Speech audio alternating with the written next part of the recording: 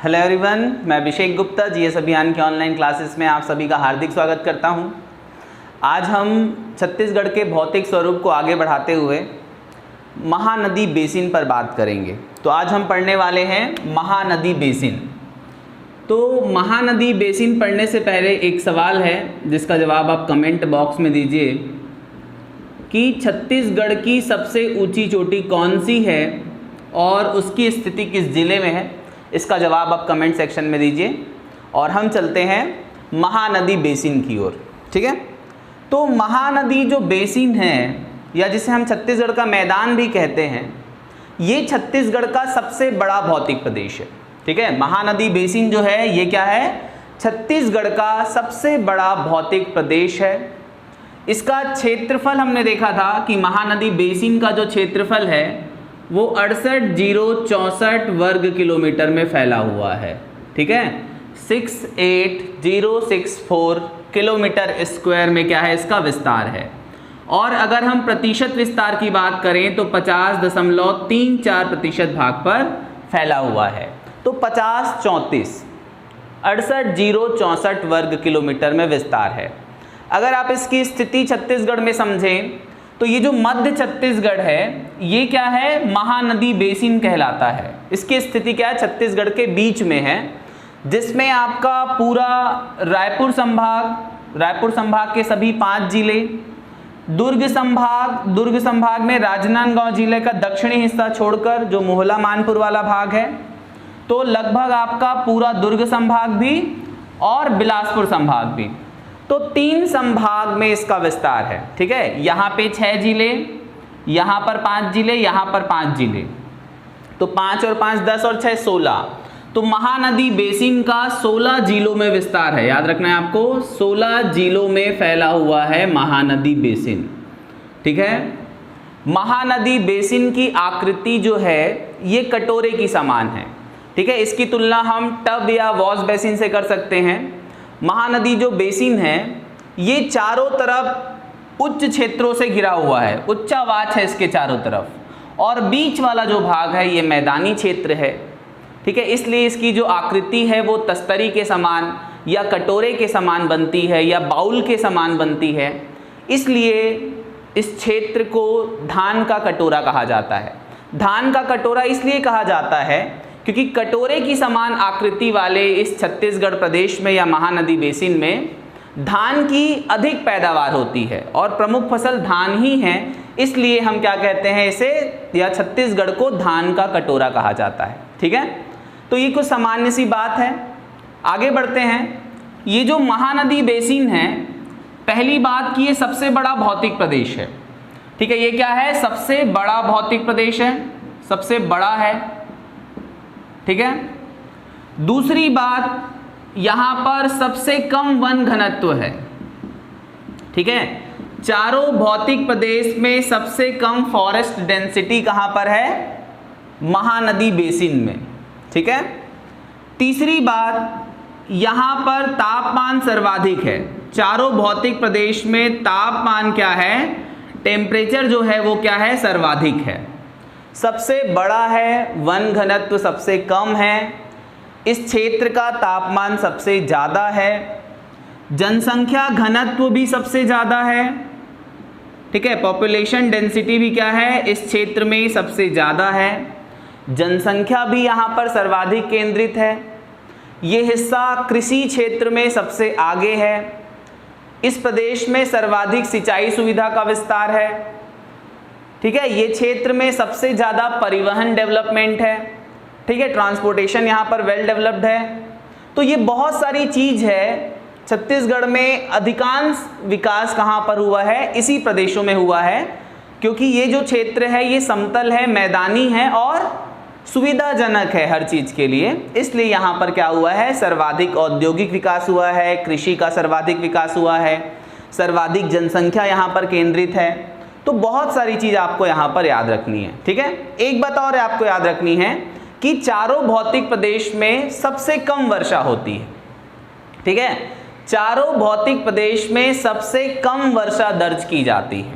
ठीक है, तापमान सर्वाधिक है, सबसे कम वर्षा दर्ज की जाती है, यहाँ पर मैकल पर्वत श्रेणी के पास वृष्टि छाया प्रदेश बनता है। अभी ये क्या होता है मैं समझाऊंगा आपको आगे, ठीक है। जनसंख्या सबसे ज़्यादा है, वन घनत्व सबसे कम है, सबसे बड़ा ये प्रदेश है। तो कुछ सामान्य सी बात है जिसको आपको याद रखना है, ठीक है। चलिए अब हम चलते हैं प्योर ज्योग्राफी में कि ये जो महानदी बेसिन है इसके आकार के आधार पर हम इसे दो भागों में विभाजित कर सकते हैं, ठीक है। इसका जो आकार है इसके आधार पर इसे दो भागों में बांटा जा सकता है। पहला है सीमांत उच्च भूमि, ठीक है, सीमांत उच्च भूमि, बॉर्डर में क्या है, हाईलैंड है। दूसरा मैदानी प्रदेश, ठीक है, दूसरा क्या है, मैदानी प्रदेश है। दो हिस्सों में इसे बांटा जा सकता है, पहला है सीमांत उच्च भूमि, दूसरा है मैदानी प्रदेश, ठीक है। तो कौन कौन सी भूमि है और इसे किस नाम से जानते हैं और इसका विस्तार कहाँ पर है ये हम समझते हैं, ठीक है। तो ये जो आपका महासमुंद वाला हिस्सा है, ठीक है, ये महासमुंद का किनारे किनारे वाला जो भाग है, ठीक है, जो आपका उड़ीसा से लगा हुआ है, इसे हम कहते हैं पूर्वी सीमांत उच्च भूमि। इसे क्या कहा जाता है, पूर्वी सीमांत उच्च भूमि, या इसे हम धमतरी महासमुंद उच्च भूमि के नाम से जानते हैं, ठीक है। ये जो आपका उड़ीसा के साथ सीमा बनाता हुआ महासमुंद से धमतरी, महासमुंद जिला, धमतरी जिला और महासमुंद, गरियाबंद और धमतरी जिला, ठीक है, ये किनारे किनारे उच्च भूमि है। इसे हम कहते हैं धमतरी महासमुंद उच्च भूमि, धमतरी महासमुंद उच्च भूमि, या इसे पूर्वी सीमांत उच्च भूमि कहा जाता है, ठीक है, ये पहला। दूसरा, ये जो राजनांदगांव और बालोद वाला भाग है, ठीक है, यहां पर भी एक हाईलैंड है। इसे हम दक्षिणी सीमांत उच्च भूमि कह सकते हैं, या इसे दुर्ग राजनांदगांव उच्च भूमि कहा जाता है, दुर्ग राजनांदगांव उच्च भूमि। तो पहला हो गया धमतरी महासमुंद उच्च भूमि, दूसरा हो गया दुर्ग राजनांदगांव उच्च भूमि, जिसकी स्थिति हम देख रहे हैं बालोद में और आपका राजनांदगांव में है। उसके बाद आपका इसके पश्चिमी भाग में किनारे किनारे एक पर्वत श्रृंखला है जिसे हम कहते हैं मैकल पर्वत श्रेणी। क्या कहते हैं, मैकल पर्वत श्रेणी, जिसका विस्तार आपका पेंड्रा से है, ठीक है, पेंड्रा, बिलासपुर का थोड़ा सा हिस्सा, मुंगेली जिला, कवर्धा जिला और आपका राजनांदगांव जिला, इन जिलों में है आपका मैकल पर्वत श्रेणी। ये क्या है आपका, मैकल पर्वत श्रेणी। तो यहाँ पर मैकल पर्वत श्रेणी का विस्तार है जिसे हम पश्चिमी सीमांत उच्च भूमि कहते हैं, ठीक है। वेस्टर्न हाईलैंड, ये ईस्टर्न हाईलैंड है और ये साउदर्न हाईलैंड है महानदी बेसिन का। तो इसे हम किस नाम से जानते हैं, मैकल पर्वत श्रेणी, ठीक है। तो ये है आपका मैकल पर्वत श्रेणी, ठीक है।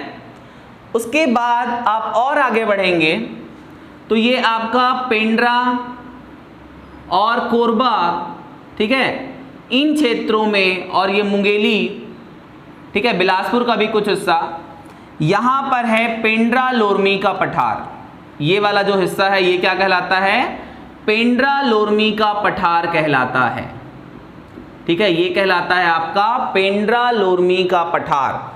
तो जो चौथा उच्च भूमि है ये है आपका पेंड्रा लोरमी का पठार, ठीक है। पहले नाम याद रखिए फिर इसके बारे में हम चर्चा करेंगे। पेंड्रा लोरमी का पठार चौथा। और पांचवा जो है, पांचवा आपका ये वाला जो भाग है ये छुरी मतरिंगा उदयपुर की पहाड़ी हमने कल पढ़ा था।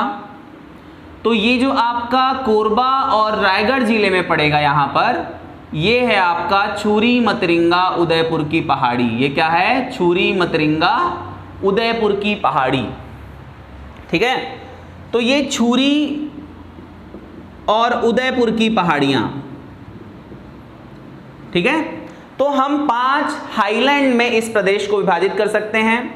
पहला है धमतरी महासमुंद उच्च भूमि या पूर्वी सीमांत उच्च भूमि, दूसरा है दुर्ग राजनांदगांव उच्च भूमि, तीसरा है मैकल पर्वत श्रेणी, चौथा है पेंड्रा लोरमी का पठार, पांचवा है छुरी उदयपुर की पहाड़ियाँ। ठीक है, अब अगर हम मैदानी प्रदेश या बेसिन या कछारी प्रदेश की बात करें तो ये जो बीच वाला हिस्सा है ये पूरा क्या है आपका मैदानी है। ठीक है, बीच वाला हिस्सा क्या है, पूरा मैदानी है। तो जो शिवनाथ नदी यहाँ से बहती, हमने पढ़ा था शिवनाथ नदी का उद्गम यहाँ से और आपका शिवरी नारायण के पास जाकर वो मिलती है। तो अगर हम इसे शिवनाथ नदी बना ले यहाँ पर ऐसा, ठीक है, तो इसके जो उत्तर में, अधिकांश उत्तर में, ठीक है, आपका इस मैदान को हम कहते हैं बिलासपुर रायगढ़ का मैदान। इस मैदान को क्या कहा जाता है, बिलासपुर रायगढ़ का मैदान कहा जाता है। बिलासपुर रायगढ़ का मैदान। ठीक है, ये वाला जो मैदान है इसे हम कहते हैं रायपुर दुर्ग का मैदान। ठीक है, ये कहलाता है रायपुर दुर्ग का मैदान। और संयुक्त रूप से इस मैदान को हम छत्तीसगढ़ का मैदान कहते हैं। इस मैदान को क्या कहते हैं, छत्तीसगढ़ का मैदान कहते हैं। क्लियर है, ये जो क्षेत्र है आपका दिख रहा है कोरबा का उत्तरी पश्चिमी हिस्सा, ये भाग है आपका रामपुर बेसिन, हसदेव रामपुर बेसिन कहलाता है। हमने पूर्वी बघेलखंड के पठार में पढ़ा था, ये रामपुर बेसिन है। ठीक है, रामपुर बेसिन के नीचे ये कोरबा बेसिन है। ठीक है, ये वाला भाग क्या है, कोरबा बेसिन है।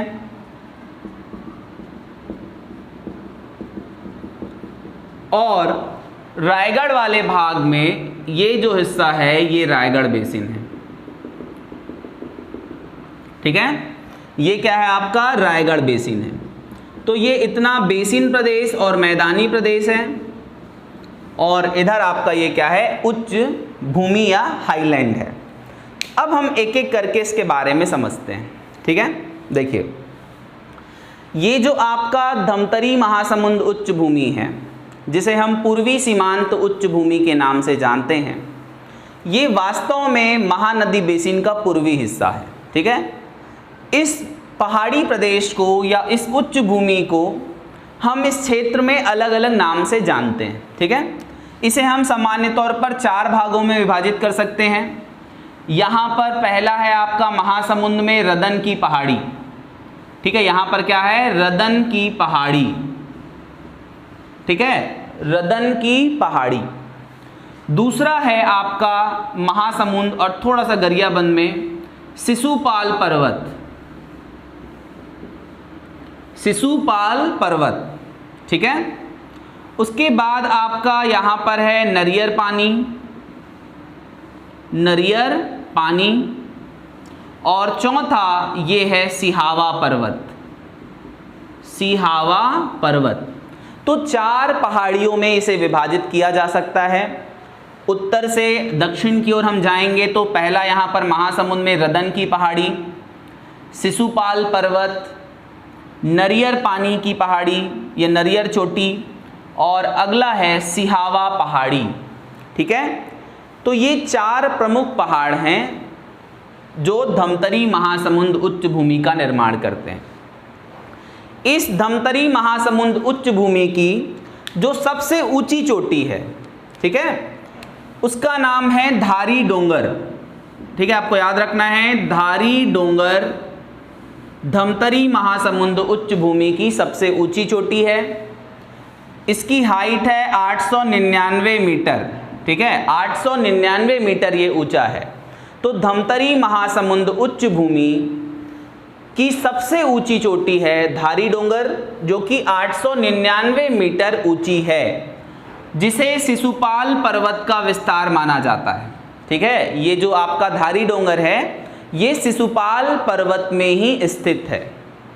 ठीक है, यहाँ से छत्तीसगढ़ की बहुत सारी प्रमुख नदियों का उद्गम होता है, जैसे आपका महानदी का उद्गम हुआ है सिहावा पर्वत श्रृंगी चोटी से, ठीक है। सोंढूर नदी का उद्गम हुआ है, जोक नदी का उद्गम हुआ है, सूखा नदी का उद्गम हुआ है। बहुत सारे नदियों का इन क्षेत्रों से क्या होता है, उद्गम होता है, ठीक है। तो यहाँ पर कुछ और अगर हम नाम याद रखें तो जैसे भाद्रीगढ़ की पहाड़ी इसका हिस्सा है, छूरा की पहाड़ी इसका हिस्सा है। तो कुछ पहाड़ियों का नाम आपको याद रखना है, ठीक है। वैसे धमतरी महासमुंद उच्च भूमि को ऐसे हम क्या करेंगे, विभाजित करेंगे। क्लियर है। आगे हम चलते हैं, ये दुर्ग राजनांदगांव उच्च भूमि। दुर्ग राजनांदगांव उच्च भूमि अगर इसका विस्तार हम देखें तो इसका विस्तार राजनांदगांव, ठीक है, बालोद और थोड़ा सा कांकेर में भी इसका विस्तार पड़ता है, लेकिन मेनली आप देखेंगे तो ये आपका बालोद और राजनांदगांव में विस्तारित है। तो दुर्ग राजनांदगांव उच्च भूमि, ठीक है, आपका बालोद और दक्षिणी राजनांदगांव में विस्तारित है। ये जो राजनांदगांव का सुदूर दक्षिणी भाग है ये दंडकारण्य के पठार का भाग है, लेकिन इसके ऊपर वाला जो भाग है ये दुर्ग राजनांदगांव उच्च भूमि कहलाता है।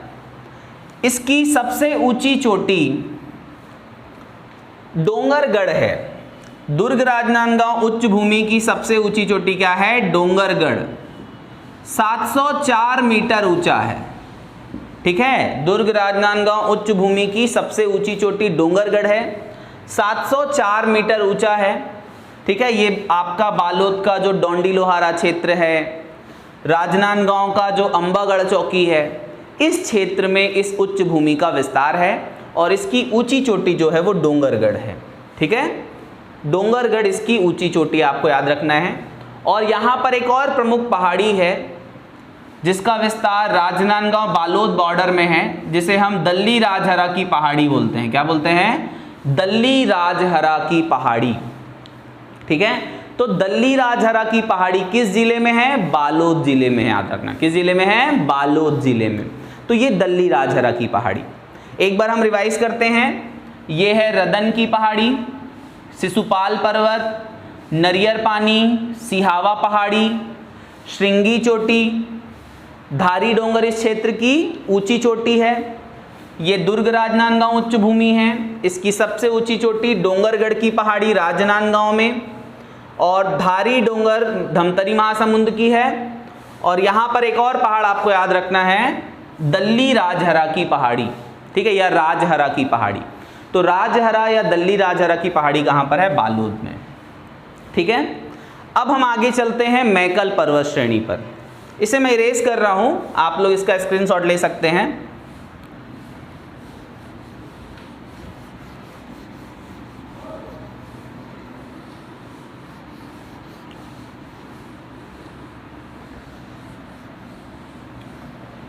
ठीक है। अब हम आ गए मैकल पर्वत श्रेणी की तरफ। ये जो मैकल पर्वत श्रेणी है ये छत्तीसगढ़ बेसिन या महानदी बेसिन के पश्चिमी ओर स्थित है, ठीक है। इसका विस्तार कहाँ पर है, पश्चिम की तरफ इसका विस्तार है। इसे हम मैकल पर्वत श्रेणी के नाम से जानते हैं, ठीक है।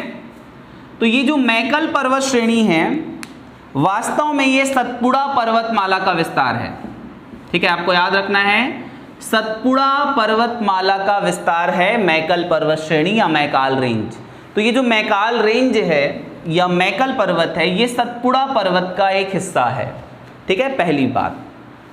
दूसरी बात, इसका विस्तार गौरेला पेंड्रा मरवाही जिले से, ठीक है, आपका मुंगेली जिला, मुंगेली जिले के बाद कवर्धा जिला और राजनांदगांव जिला, इन जिलों के पश्चिमी ओर तट के सहारे फैला हुआ है, ठीक है।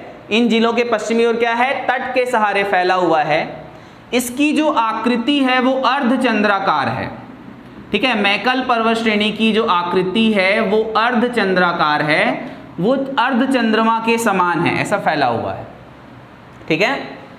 अगली बात, ये मध्य प्रदेश राज्य और छत्तीसगढ़ के बीच में प्राकृतिक सीमा का निर्धारण करता है। ये नेचुरल बाउंड्री है मध्य प्रदेश और छत्तीसगढ़ के बीच में, ठीक है। इसके बाद ये नर्मदा प्रवाह तंत्र को महानदी प्रवाह तंत्र से अलग करता है। नर्मदा प्रवाह तंत्र को क्या करता है? महानदी प्रवाह तंत्र से अलग करता है। वेनगंगा नदी और शिवनाथ नदी के जल का विभाजन करता है, तो ये जल विभाजक पर्वत है। ठीक है, ये जल विभाजक पर्वत है, जल अपवाह तंत्र विभाजक पर्वत है, नेचुरल बाउंड्री बनाता है। क्लियर है?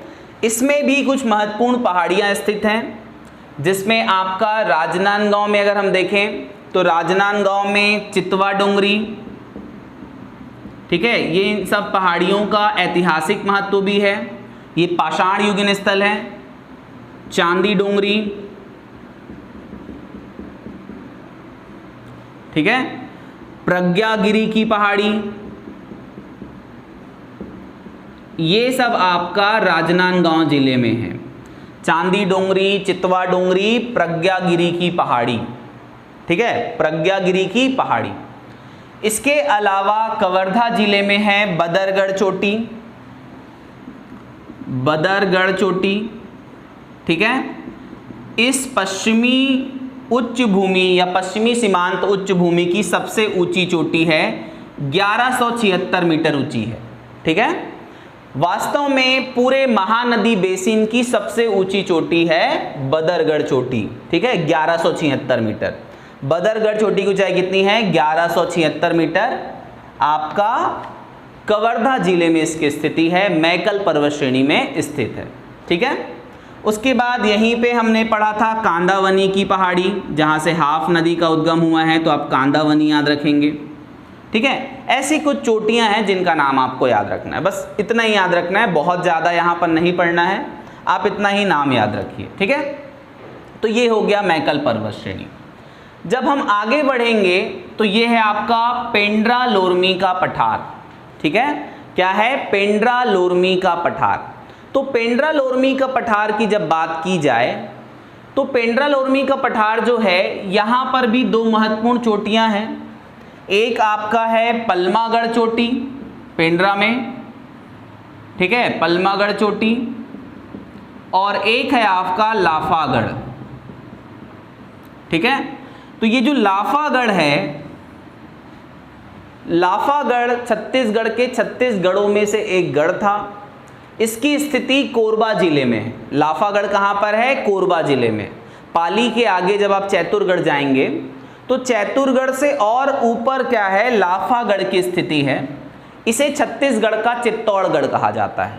लाफागढ़ को क्या कहा जाता है? छत्तीसगढ़ का चित्तौड़गढ़ कहा जाता है। ये एक अभेद्य किला था जिसे दुश्मनों के लिए भेदना क्या था? बहुत मुश्किल था, ये प्राचीन समय में। लाफागढ़। पलमागढ़ जो चोटी है ये पेंड्रा जिले में है। कहाँ पर है? पेंड्रा जिले में। इसकी हाइट है 1080 मीटर और लाफागढ़ की हाइट है 1048 मीटर। ठीक है, ये प्रमुख चोटी है जिसका नाम आपको याद रखना है। ये लाफागढ़ कोरबा जिले में, पलमागढ़ चोटी पेंड्रा जिले में। ठीक है, उसके बाद ये है आपका छुरी उदयपुर की पहाड़ियाँ। ठीक है, तो कोरबा का जो छुरी और पोड़ी उपरोड़ा वाला भाग है वहाँ पर उसका विस्तार है, और रायगढ़ का जो उदयपुर धर्म जयगढ़ वाला भाग है इस क्षेत्र में भी इसका विस्तार है। ठीक है, तो ये आपका छुरी उदयपुर की पहाड़ी। ठीक है, इसका लोकेशन आप याद रखिए। तो ये जो उच्च भूमि है इसके बारे में ऑलमोस्ट चीज़ें हमने पढ़ लिया। ठीक है, देखिए पहला है धमतरी महासमुंद उच्च भूमि, जिसकी ऊंची चोटी है धारी डोंगर। यहाँ पर दुर्ग राजनांदगांव उच्च भूमि, जिसकी ऊंची चोटी है डोंगरगढ़ 704 मीटर। ये है मैकल पर्वत श्रेणी, इसकी ऊंची चोटी है बदरगढ़ 1176 मीटर।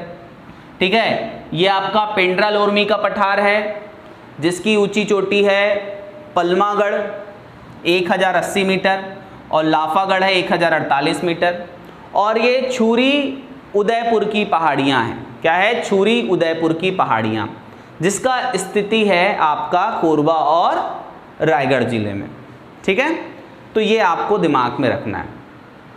अब जैसे देखिए इन क्षेत्रों से बहुत सारी नदियों का उद्गम होता है, वो हम नदी अपवाह तंत्र में पढ़ चुके हैं, इसलिए ज़्यादा डिस्कस करना यहाँ पर बेहतर नहीं है। लेकिन यहाँ पर आपका सिहावल सागर है मुंगेली में, लोरमी सिहावल सागर, जहाँ से मनियारी नदी का उद्गम हुआ है। यहाँ पर खोडरी खोंगसरा की पहाड़ी है, खोडरी खोंगसरा की पहाड़ी से अरपा नदी का उद्गम हुआ है। तो ये सब बातें हम पहले ही पढ़ चुके हैं। अभी आपको बेसिक बातों को दिमाग में रखना है, ठीक है। इन क्षेत्रों की अगर बात की जाए, महानदी बेसिन की, ठीक है, या आसपास के क्षेत्रों की, तो इनमें क्या होता है, ये जो बना हुआ है मेनली आपका कडप्पा चट्टान से बना हुआ है और चूना की प्रधानता है। इस क्षेत्र में आपने देखा था आयरन ओर की प्रधानता है, यहाँ पर कोयला की प्रधानता है, यहाँ पर बॉक्साइट मिलता है। इस क्षेत्र में चूना की प्रधानता है, ठीक है। और ये जो आपका मैकल पर्वत श्रेणी है, यहाँ पर बॉक्साइट और लौह अयस्क की प्राप्ति होती है, ठीक है। यहाँ पर किसके भंडार हैं, बॉक्साइट के और आयरन ओर के भी पर्याप्त भंडार यहाँ पर हैं, ठीक है। इसके अलावा यहाँ पर राजनांदगांव में यूरेनियम का भंडार है, ठीक है, फ्लोराइट यहाँ पर मिलता है। अगर आप इधर जाएं धमतरी महासमुंद उच्च भूमि तो हीरा है, आपका अलेक्जेंड्राइट मिलता है, गार्नेट पाया जाता है। तो बहुत सारे खनिज और अयस्क इन पहाड़ी क्षेत्रों में या ऊंचे क्षेत्रों में पाए जाते हैं, ठीक है। उसके बाद आपका ये जो मैदानी भाग आपको दिख रहा है, जिसमें सबसे बड़ा जो है वो दुर्ग रायपुर का मैदान है, ठीक है। जो बाकी हिस्सा छूट गया इन उच्च प्रदेशों से, वो क्या है आपका मैदानी है और 2 भागों में बटा हुआ है, ठीक है। ये हो गया आपका रायपुर दुर्ग का मैदान, ठीक है, जो छत्तीसगढ़ का सबसे बड़ा मैदान है। और इस मैदान में एक पहाड़ है जिसका नाम आपको याद रखना है, छाता पहाड़। बलौदा बाजार में एक ऊंची चोटी है छाता पहाड़, तो छाता पहाड़ आपको याद रखना है, पूछा गया है छाता पहाड़ किस जिले में है, वो बलौदा बाजार जिले में, ठीक है। उसके बाद ये जो आपका दुर्ग रायपुर का मैदान है, ठीक है, जिसकी स्थिति रायगढ़ में, जांजगीर चांपा में, बिलासपुर में, मुंगेली में और आपका कोरबा का जो दक्षिणी भाग है, इन जिलों में इसका विस्तार है, ठीक है। इसे हम इसे हम रायगढ़ और बिलासपुर के मैदान के नाम से जानते हैं। इस क्षेत्र की सबसे ऊंची चोटी जांजगीर चांपा में दलहा पहाड़ है, ठीक है। आपको याद रखना है जांजगीर चांपा में दलहा पहाड़ 750 मीटर ऊंचा है, इस क्षेत्र की सबसे ऊंची चोटी है। तो मैदानी क्षेत्रों में दलहा पहाड़ जांजगीर चांपा और छाता पहाड़ जो है आपका वो बलौदा बाजार में स्थित है, ठीक है। तो ये बातें आपको याद रखनी हैं। अगर आप इसे 2-4 बार रिवाइज करते हैं तो ये चीज़ें आपको याद हो जाएंगी और यहाँ से पूछे गए ऑलमोस्ट प्रश्न जो हैं वो आपसे बन जाएंगे, ठीक है। तो इतनी बात को आप याद रखेंगे। आज के लिए इतना ही, बहुत बहुत धन्यवाद।